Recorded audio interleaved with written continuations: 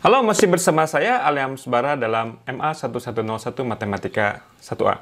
Pada video kita kali ini kita akan membahas tentang integral numerik. Mari kita saksikan bersama-sama. Oke, nah salah satu integral numerik adalah dengan menggunakan jumlah riman kanan dan jumlah riman kiri yang sudah kita pelajari sebelumnya. Nah, mungkin Anda akan bertanya-tanya, loh, bukannya kita sudah berhasil menggunakan teorema dasar kalkulus, sehingga kita tidak perlu lagi menggunakan jumlah riman kanan dan jumlah riman kiri untuk menghitung integral tentu. Betul, seperti itu. Tapi, si teorema dasar kalkulus itu bisa kita gunakan dengan syarat tertentu.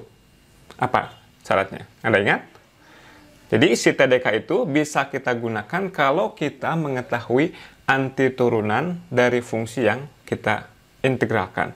Dalam beberapa situasi kita kesulitan untuk mencari antiturunan dari fungsi yang kita integralkan. Sebagai contoh, misalkan kalau kita ingin mencari antiturunan dari akar 1 min x pangkat 4 atau fungsi sin x kuadrat, kita akan kesulitan. Hasilnya ini bukan merupakan suatu fungsi yang elementer.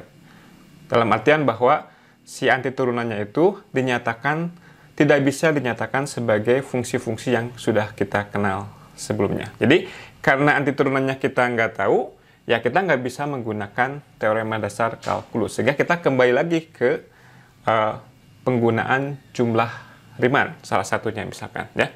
Jadi, itu alasan kenapa kita menggunakan integral numerik. Oke, kita akan sedikit review apa yang kita lakukan ketika kita menggunakan jumlah riman kiri dan jumlah riman kanan. Untuk riman kiri, kita partisi selang dari A sampai B menjadi beberapa buah subselang. Kemudian untuk setiap subselang, si persegi panjangnya itu ditentukan oleh tinggi dari titik yang lebih kiri. Jadi ini misalkan kita lihat persegi panjang yang terletak di atas X0 dan X1. Si tingginya ditentukan oleh X0. Jadi tingginya adalah Fx0. Sehingga kalau kita jumlahkan luasan-luasan persegi panjang ini, yang pertama adalah H dikali Fx0. Yang kedua ini H dikali Fx1. Dan begitu selanjutnya sampai yang paling terakhir. Yang paling terakhir adalah H dengan H-nya ini ya.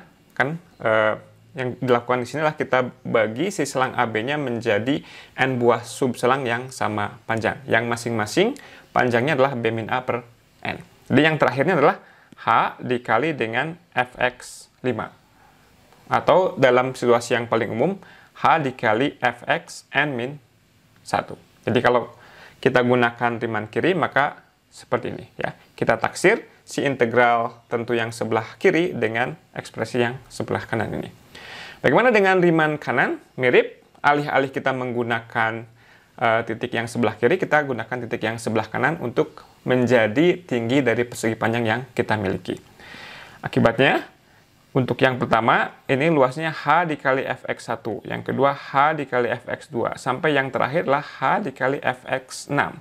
Dalam kasus yang paling umum ini, H dikali Fxn. Kita jumlahkan semuanya, maka kita dapatkan seperti ini. Itu adalah dengan menggunakan jumlah riman kanan.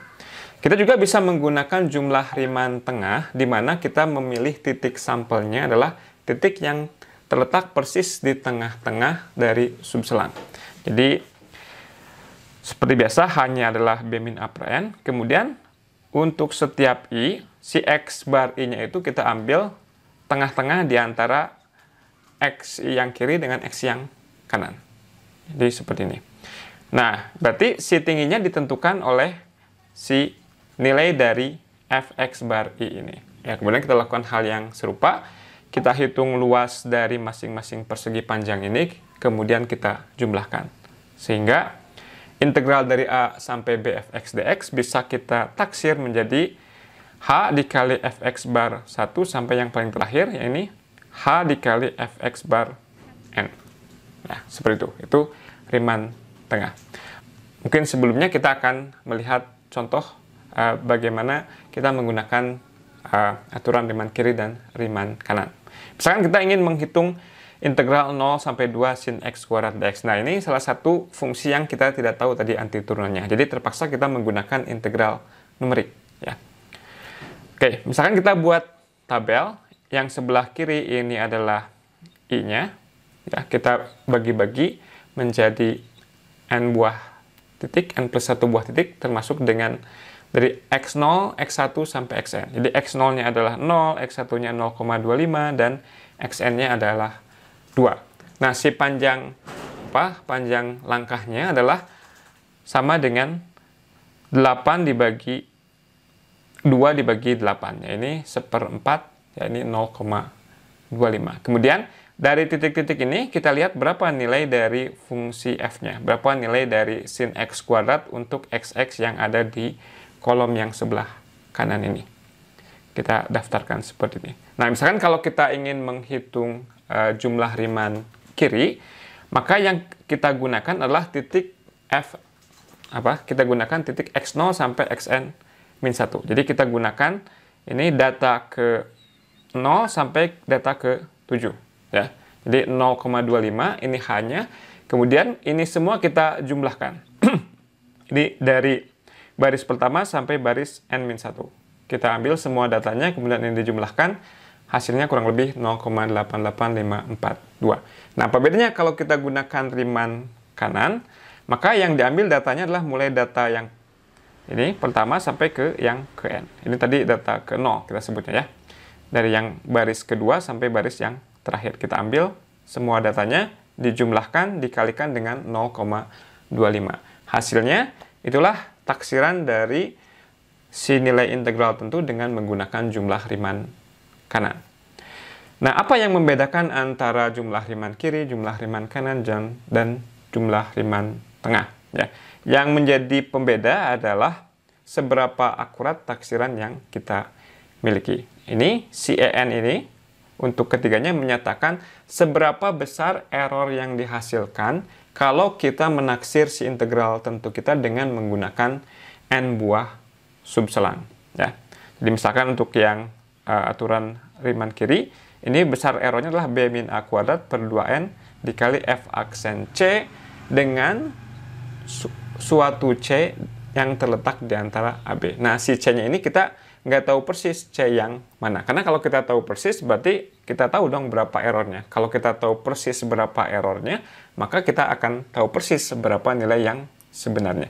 Jadi, dari rumus error ini yang bisa kita lakukan adalah kita bisa menaksir berapa error yang terburuk yang mungkin kita dapatkan dengan cara melihat si f aksen c ini, kalau c-nya terletak di antara a dan b ini, dia paling jelek, paling besar nilainya berapa sih? Sehingga kita bisa mendapatkan error maksimum yang mungkin terjadi. Ya, demikian juga untuk aturan Riemann tengah dan aturan Riemann kanan. Oke, sebagai contoh kita lihat soal berikut. Misalkan kita ingin menaksir integral yang tadi 0 sampai 2 sin x kuadrat dx dengan aturan Riemann tengah dan menggunakan n sama dengan 40. Nah, tentunya karena n-nya ini cukup besar, Anda mengerjakannya, kalau kita misalkan ingin betul-betul menggunakan n sama dengan 40, nggak mungkin menggunakan dengan tangan.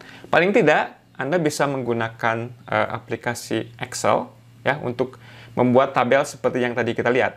Anda daftarkan semua tabel, semua nilai dari fxi-nya untuk semua i dari 0 sampai 40. Kemudian kita jumlah-jumlahkan dikalikan dengan si h-nya, ya. Jadi ini bisa dilakukan dengan menggunakan aplikasi Excel. Jadi silakan Anda mencoba-coba, ya. Anda coba-coba dengan menggunakan spreadsheet, dengan menggunakan Excel untuk menaksir nilai integral ini dengan beberapa buah n. Ya. Oke, jadi menurut rumus error dari aturan Riemann tengah, bentuk errornya seperti ini.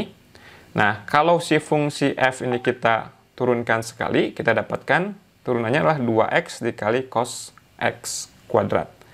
Nah, berarti si nilai mutlak dari turunan pertama di titik C, berapa sih paling besar yang mungkin, ya?